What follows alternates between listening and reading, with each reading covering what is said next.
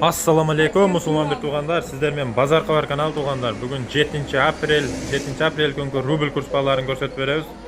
Biz men bolup like basıp, подписаться etip колдоп туруңуздар туğanlar. Rubl 1110 сомго чыкты. Интернеттен Google'dan жазып излетип көрсөңүздөр болот. 1110 сомго rubl интернетте өсүп жатат. Биздин Кыргызстанда частный банктарда канча болуп калды көрөбүз. Азыр like басып, подписаться etip колдоп коюңуздар. Rubl 98 satılışı 1110 eкен bank компаньонду. Like men қолдап туруңуздар туғандар. Bizde 100 000 адам көрсө 98 000 like басқанда катталбай көрсө ошо катталып like басып қолдап коюңуздар.